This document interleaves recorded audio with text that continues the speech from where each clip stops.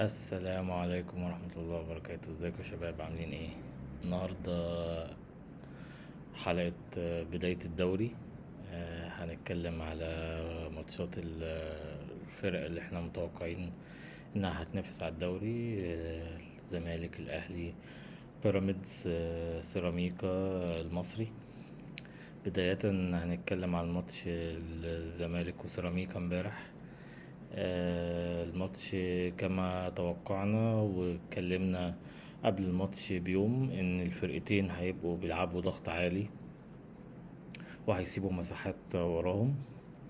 ال- الأفضلية حصلت للزمالك لأن بداية يانيك فريرا قرر إنه يتحفظ شوية، وفي المرحلة الدفاعية كان بيلعب 3-6-1.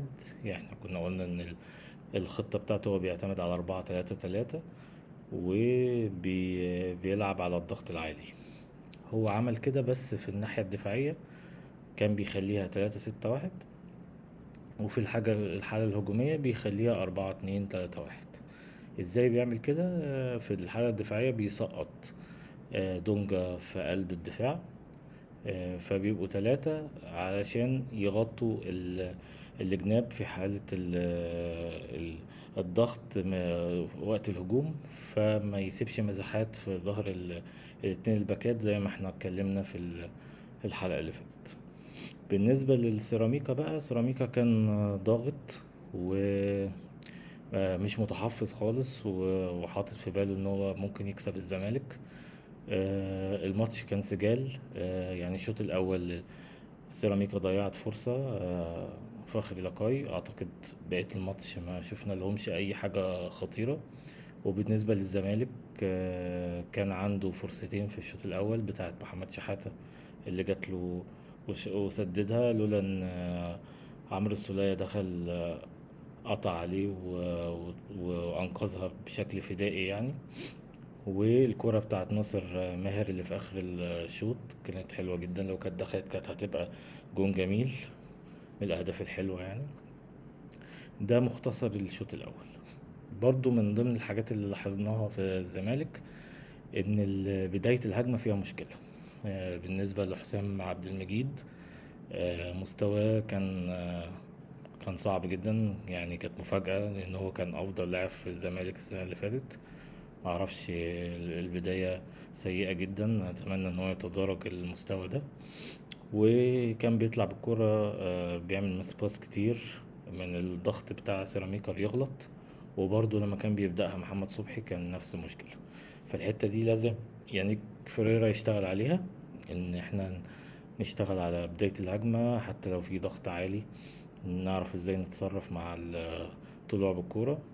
واعتقد ان الموضوع ده هيتحسن طبعا لما احمد ربيع يرجع مكان دونجا، لان دونجا طبعا لما بيحاولوا يرجع لهم عشان يساعدهم في طلوع الكورة بتبقى مش افضل حاجة يعني. ف في حالة ان احمد ربيع اصابته طولت، انا شايف ان احنا زي ما قلنا في حلقة التحضير بتاعة الماتش، انه اللي يلعب في المكان الستة ده محمد شحاتة ويبقى معاه عبد الله السعيد وناصر ماهر. طبعا اللي كان مدي الافضلية للزمالك وكان واضح انه افضل لاعب في المباراة ناصر ماهر. مستواه ما شاء الله متطور في بداية الموسم، حاجة مبشرة الصراحة. وواضح كمان من التشكيل ان كل اللعيبة فايقة بدني. فواضح ان التحضير بتاع الموسم كان معمول بشكل جيد. ده باختصار ماتش الزمالك وسيراميكا. برضو الأفضلية جت في آخر الماتش بإن آه، علي ماهر قرر إن هو يفتح خطوطه ويتجرأ على الزمالك شوية، وخرج عمرو السولية ونزل مروان وينج مكان ديفندر. فالمساحات اتفتحت.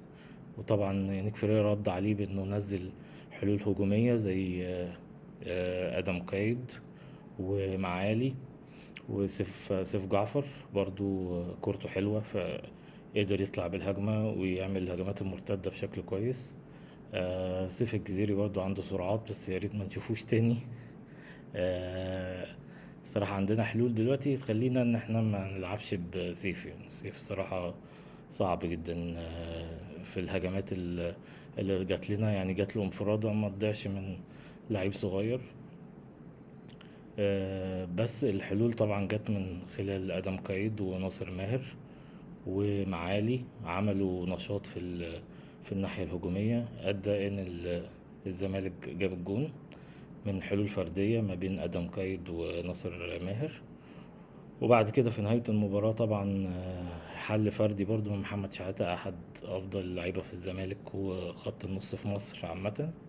عملها بشكل جميل جدا، قطع الكورة من لعيب خط النص في سيراميكا ولعبها لوب، شاف الجون متقدم وحطها جون.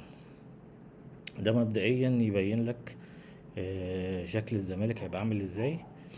بس طبعا احنا الحلول الهجومية مش افضل حاجة دلوقتي، لكن مع طبعا ما يجي ألفينا بيتزيرا الوينج الشمال و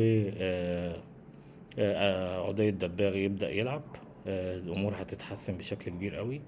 وطبعا لما زي ما احنا اتكلمنا امبارح، لما يبقى فيه وينج الشمال شيكو بانزا، محتاج حد الناحية التانية يبقى بيقطم لجوه بيلعب له عرضيات. شيكو بانزا طبعا كان في انتقادات عليه كتير قوي، بس انا شايف انها بدري جدا. اللعيب مبشر الصراحة، عنده حلول، قوي، سريع. طبعا قراراته فيها مشاكل شوية، بس انا اعتقد مع الثقة وكده هيبقى افضل كتير. برضو بالنسبة لسيراميكا، هم طريقة لعبهم مش بعيدة عن الزمالك زي ما احنا اتكلمنا قبل الماتش. هم بيلعبوا 4-3-3 بالضغط العالي، بيحاولوا يضغطوا عشان يباغتوا الفرقة اللي قدامهم. علي ماهر برضو استغربته انه ما بدأش بصديق جولة، مع ان هو يعني مفروض افضل حل فردي هجومي ليه في الفرقة. بس قدام مفروض ان هو يتعلم من ماتش الزمالك ان في الفرق مع الفرق الكبيرة ما يفتحش قوي بالشكل ده، لان هو برضو الناحية الدفاعية عنده ثغرات ممكن الناس تضربه من الباكات بتاعته. وعنده الأربعة، حتى الباك اليمين والباك الشمال عندهم الحلول الدفاعية مش أفضل حاجة. وحتى المساكين عنده مشاكل فيها، يعني سعد سمير ورجب نبيل مش هما الأفضل. يعني سعد سمير برضو آه، سنه كبر، برغم ان هو الصراحة أدى ماتش حلو، لكن برضو عامل السن ليه دور. ورجب نبيل برضو مش أفضل حاجة، عندهم عيوب في البطء. فالمهاجم لو سريع شوية بيقدر يعمل عليهم مشاكل كبيرة. ده بالنسبة للزمالك وسيراميكا. لو رحنا لبيراميدز، فبيراميدز كانت مفاجأة كبيرة، بداية محبطة جدا. الفرقة فاقدة الشغف، مفيش أي حلول. حتى ايفرتون اللاعب الجديد اللي احنا كنا متوسمين انه هيبقى صفقة قوية للدوري المصري، ما قداش، ما بانش في اي لقطة تبين امكانياته. بس هو معروف طبعا اللي هو لعيب كبير، فممكن قدام يبدأ يتأقلم مع الدوري المصري.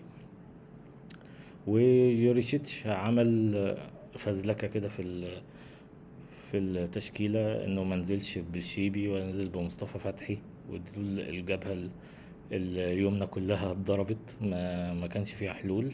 والناحية التانية كان ايفرتون زي ما قلت لكم ما قداش.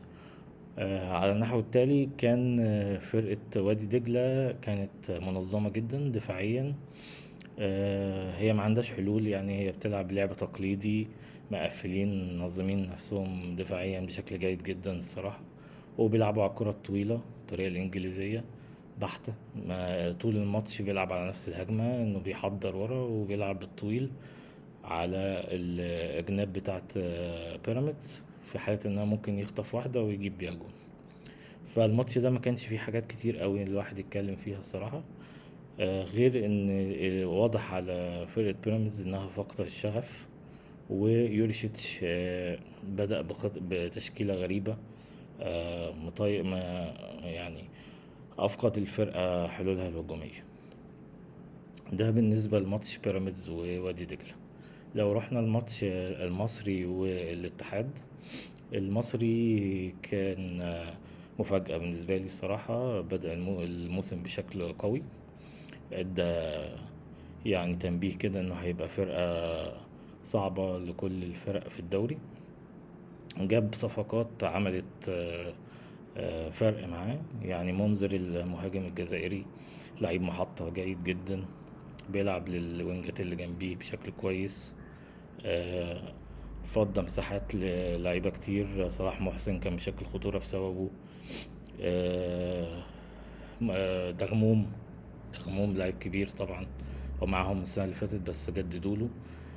جاب جونين، كان بيأدي بشكل كويس جدا. وبرضه عمر الساعي نزل عمل شغل كويس.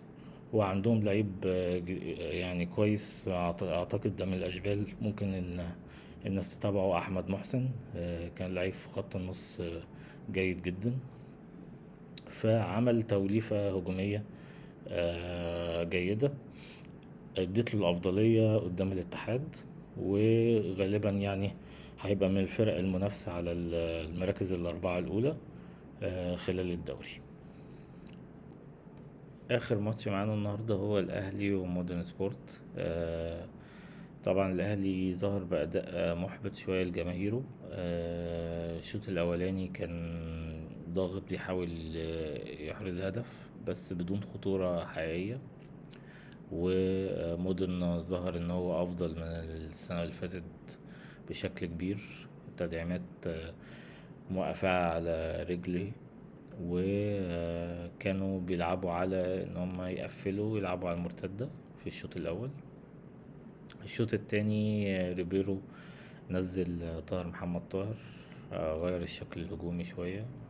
بدأ الأهلي يضغط من كرة ركنية، جاب هدف عن طريق عرضيات زيزو لأحمد رضا.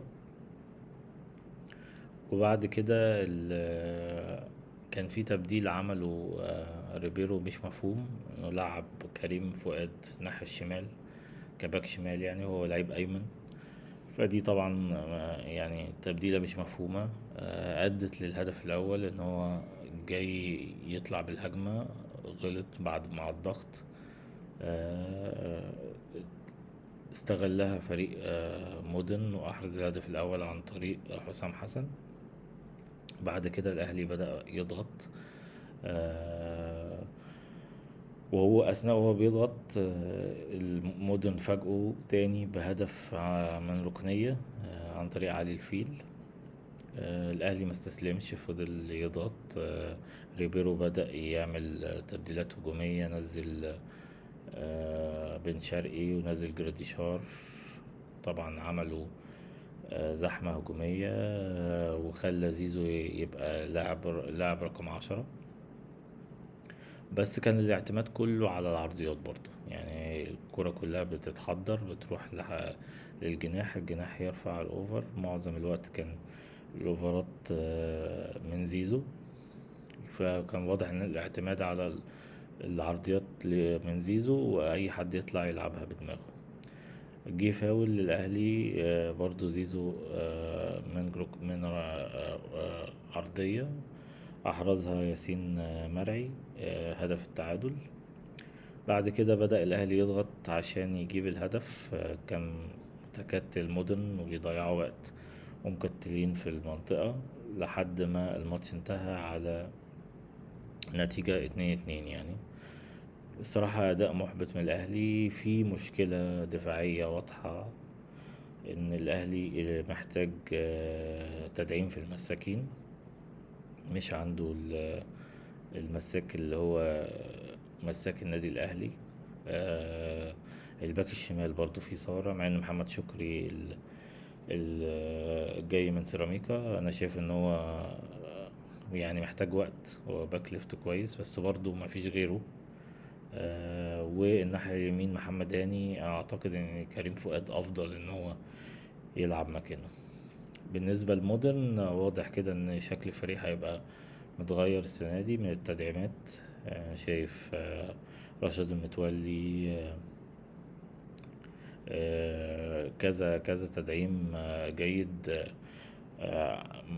عامل في شكل الفرقة مع محمد مسعد الباك الوينج الشمال اللي احنا اتكلمنا عليه قبل كده. بس ما كانش فيه اي حاجة تانية تتقال في الماتش ده. ودي كانت الحلقة النهاردة. اتمنى اكون غطينا الماتشات بتاعة الاسبوع الاول بشكل كويس، ونلتقي ان شاء الله قبل الاسبوع التاني مع بعض على خير ان شاء الله. شكرا. السلام عليكم.